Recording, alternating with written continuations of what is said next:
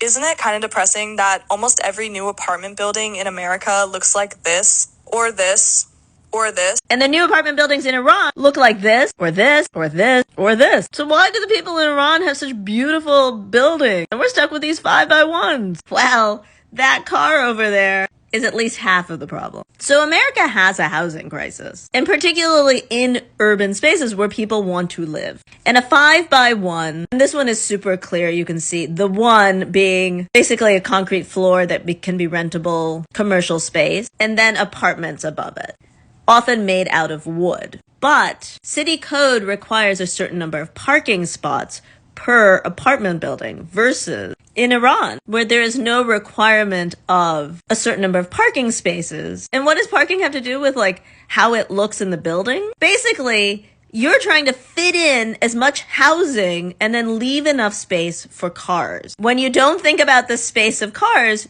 you can think about how you're using the building space.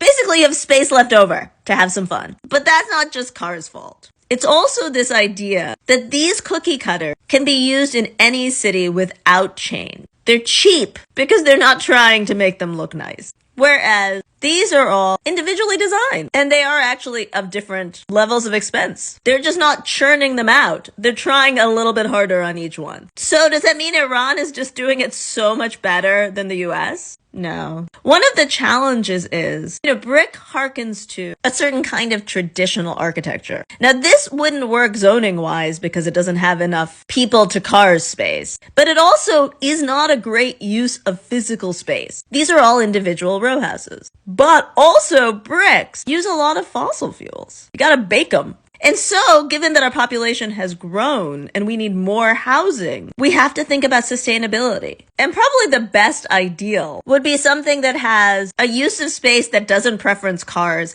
and has some level of whimsy, but uses more sustainable building materials like wood.